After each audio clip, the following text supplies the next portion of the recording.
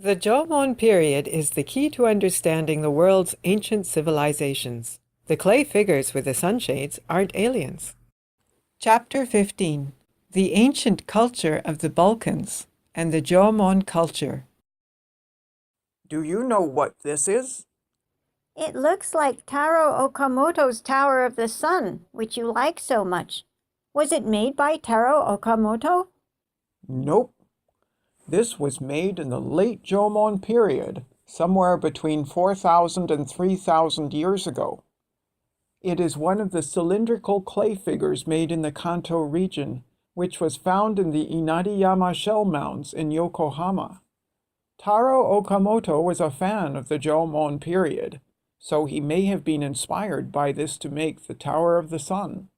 As far as the cylindrical clay figures go, the ones of the Totateishi site in Ibaraki Prefecture are also interesting.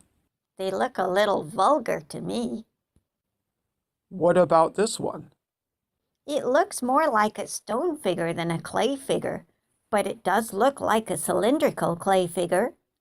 Since it is made of stone, it is called a stone figure. It is an artifact from the Balkans about 7,000 years ago, which is now referred to as the Wincha culture of Romania. So it is not from Japan. But I see they found very similar artifacts to the Jomon ones, such as the double-spouted pots and figures with snake faces.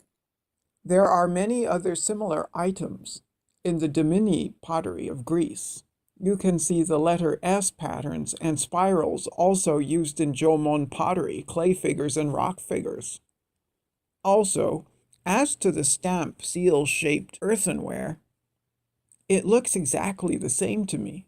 So in this case, a debate is certain to arise about whether they are similar because one was influenced by the other. But you said before that if the ancestors who were living in Africa continued their beliefs in the snake totem, that the same kind of snake motif with the same patterns would be made. You are amazing, Tabby. You got it. The designs of the Balkan and Jomon pottery both fit perfectly into the idea of the snake totem, which is thought to come from Africa. Of course, there is the fact that there are clay figures with faces that look just like snakes, and then there are the spiral patterns being a coiled snake, and the S pattern being the symbol of two snakes mating. It is possible that the double-spouted pots might represent the genitalia of a female snake. Even so, the Balkan pottery is too similar to that of the Jomon. Wouldn't you say that it is possible that one was influenced by the other since they are so similar? If it is a question of which was influenced by the other, then one would have to say that the Jomon people were influenced by the Balkans. After all, the Balkan artifacts are far older than the Jomon ones. Was there a route by which the Balkan culture would have reached the Japanese archipelago?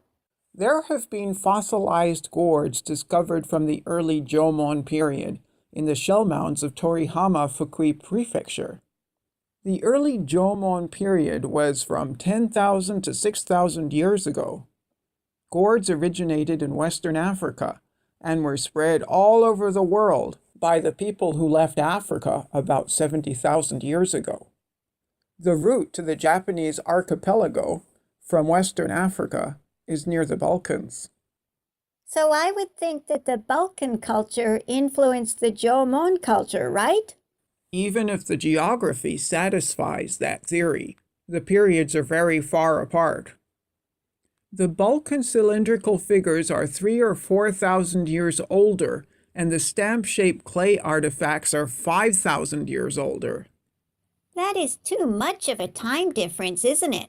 So it would seem that the right conclusion is that the Balkan and Jomon cultures arose independently, but that they incorporated the same idea of the snake totem, which made them very similar.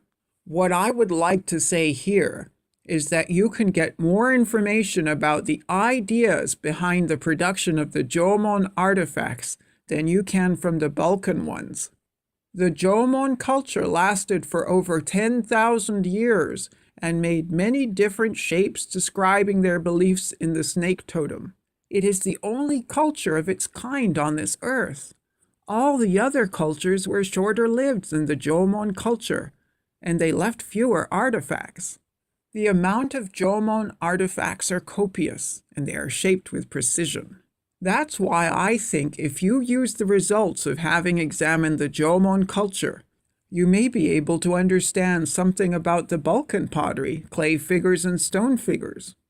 It should also be possible to understand something about the snake totem of the cultures of the world.